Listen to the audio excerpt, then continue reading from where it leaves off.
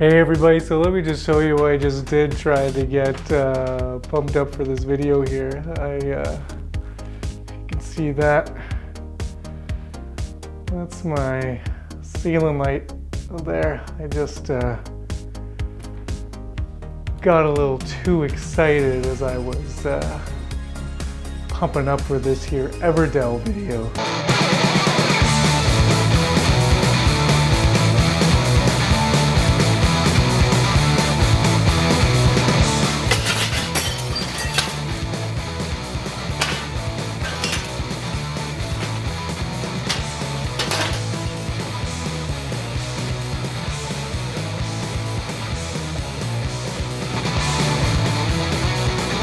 What's happening, party people? Welcome to Punchboard Party. My name is Daniel, and in this video, we are going into the cutest forest imaginable, and we are talking about what many consider a modern classic. Tonight, I am going to tell you 6 things about Everdell. Number 1, the things that you are able to do in this game from round to round, they grow and they grow and they grow and they grow. At the beginning of the game, you start with 2 workers and a handful of cards. And every consecutive season, you are going to be pulling more workers into your pool, and the cards that you have now played into your tableau or your city are now giving you special abilities that you can leverage to do all sorts of fun things in the game to get you more and more victory points. So the game creates this really exciting system where you start the game off and you're kind of fighting for your life a little bit, and then as the game goes on, it really loosens up and you're not really asking the question anymore, what can I do? You're asking, what should I do? Because you have so many options available in front of you. And I think it ends up being more satisfying that you're able to do so much near the end of the game because you start off the game having to struggle, claw, scratch, and fight for every single resource and card that you play in front of you. 2, the forest spaces change the complexion of each game that you play of Everdell drastically. So there's worker placement spaces all over the main board. And there's these forest cards that you place on the board and you randomly draw them from a deck at the beginning of the game and you return the unused cards to the box. So during the game, you're gonna have your traditional Euro style resources available to you. In this game, we have berries, stone, resin, wood. You can collect cards as well from these spaces. And the basic worker placement spaces in the game give you 1 or 2 of these resources, but then these forest spaces might give you 3 berries or might give you a wood, a berry, and a resin. But depending on what you draw at the beginning of the game, you can have a more bountiful experience or a more restrictive experience. There was a situation where Sarah and I were playing and no straight up resources came up in those forest spaces. All the forest spaces that we happened to draw all involved getting cards or trading in cards for resources. Yes, it was always a pretty good deal, but it still wasn't like the straight up 3 berries. So we really had to struggle to get the basic resources that we needed in order to build our cards into our city. While I'll always consider this game fun, it can be more or less restrictive based on those forest cards that you place out at the beginning of the game. Number 3. Every house is a home in this game. And what I'm talking about here is the cute forest creature, forest dwelling theme that we have in this game, and what lengths this game goes to bring that theme to life. You're going to be building 2 types of cards into your city. You will be building constructions and critters, but basically the constructions and the critters match up. So if you look in the bottom right hand corner of any construction, there's a little circle and an image of a critter. And what's really cool is that if you have built that construction on your turn, you can build that critter for free in your city, and you just place a little door token over that circle that was on the construction card saying that that critter has gone into their home, closed the door, and is tucked in for the night. And not only is it just the cutest thing, but it is also really cool to make these connections where if I build this particular construction, I'm waiting patiently for that particular critter to either come into my hand or to to come out into the meadow section on the board where I can hopefully build it from there. The only downside is that the deck is so big that sometimes the combination of the critter and the construction never works out. You might build a construction that's a home to a certain critter and that critter just never shows up. Or you might see a critter and you're waiting for the construction to come up before you build the critter just on its own, and that construction never comes up. And so that can be a little lame. But at the end of the day, it's really sweet how the theme of this game really comes to life with these sweet little critters and their homes in this forest. 4. The diversity amongst the cards in this game is impressive. Really, this game is just a card game, but the cards do so many different things and you can get lost so easily in all the different combinations or varying abilities that you can do that you forget that you're just playing a card game. It is a fully fleshed out gaming experience. You have cards that immediately gain you resources and then they'll gain you resources again at the end of certain seasons. You also have cards that are endgame scoring victory point cards. You also have cards that score at the end of the game based on different things in your city. You have cards that have worker placement spaces on them themselves that only you can use, and even some of those cards allow your opponents to use your card and you are rewarded with a victory point for that. There are cards that are built just for the sole purpose of trashing them later so that you can build a construction or a critter at a discounted price. And the different things that these cards are able to do between swiping resources, so a resin for a berry or a wood for a stone, or allowing you to build a construction for free, or the ability to get a certain amount of points or a certain amount of resources based on having other cards in your city combined with that card. The options are endless, and it is so cool to get lost in all of the combinations that this game has to offer. Number 5.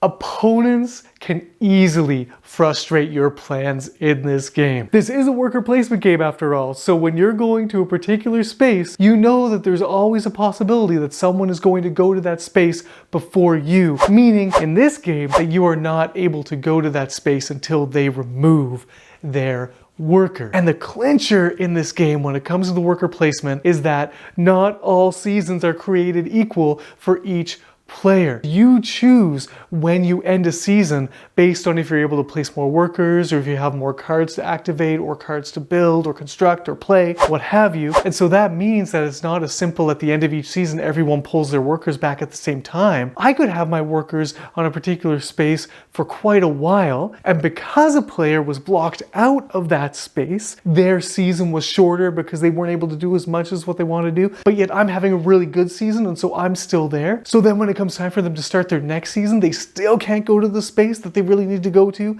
get their strategy to click and run. So things like that can be really frustrating for players just based on how the game works. This problem can be doubly frustrating because not only are you fighting over worker placement spaces, but there are 8 cards in the meadow, and they are face-up cards that are available to any player to build. And so you have your own hand of personal cards that you're building from, but you also might have your eye on certain cards in the meadow that are really going to get you a lot of victory points. And before you have a chance to construct them, a player before you might do so. And so then right on the fly, you're left to kind of reshuffle. So if you're someone who likes to play your Euro games, where you can just do your own thing and not be bothered much by the other players, this game might get under your skin because you are kind of in each other's faces more often than you would think. 6. This game is definitely a game with multiple paths to victory. Or is it? You know what? On the outset, there's so many ways that you can go in this game. You can go with a strategy where it's really based on cards and then pitching cards out to get victory points and resources. You can play a very traditional strategy where you're just building a lot of constructions that get you a lot of resources. You can focus your strategy on these events or special events where you have a certain combination of cards in your city and then you're able to put a worker on these cards and they get you endgame scoring points or immediate scoring points. Or if you play a certain number of a specific type of card, then you're able to put a worker on the regular events, and those are going to get you 3 victory points each. You can really work the worker placement spaces, or you can really make sure that you're set up nicely with your cards and really leverage them for all the resources and not worry about the worker placement spaces. So while there is a lot of different ways to go, and they are all viable ways to win the game, there's one thing that I think is a non-negotiable that you have to do in this game in order to win. There are certain cards that allow you to play constructions or critters at discounted prices, and you have to have these in your city in order to have a good chance to win this game. So you are really going to want to keep your eye out for cards that allow you to do things at a discounted rate. Apart from that, there are multiple paths to victory in this game, but you always have to be aware of that core factor of discounts, discounts, discount. There we have it, folks, Everdell. And I said at the beginning of the video that a lot of people think that this is a modern classic. And I want to tell you what I think about that. There is something special about this game. It might start off too difficult, and all the different combinations of cards might be unruly. But at the end of the day, there's a core to this game that is magical. Something about having a handful of cards that speak to you in all sorts of different directions. Well, Daniel, if you build this card, or this card, then you'll be set up for resources pretty well for the rest of the game. But Daniel, if you really just go in on this card and this card, then you're gonna be getting a lot of victory points and kind of get an early lead. Daniel, be serious, keep it simple, just play these cards. And it's really quite exciting that you get to do what you want. And I think this game is beautiful in its simplicity because it takes worker placement and does that very well. And then it takes a card game or hand management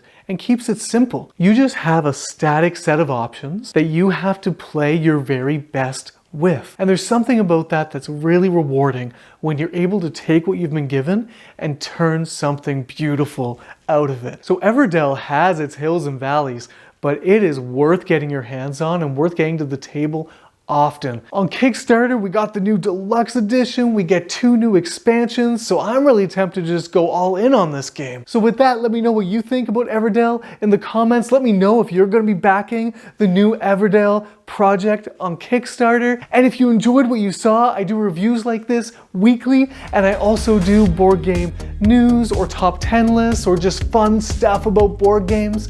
So if you're enjoying what you're seeing, please consider subscribing to the channel, hit the notification bell, share the video, like the video, and until I see you again, have the best day.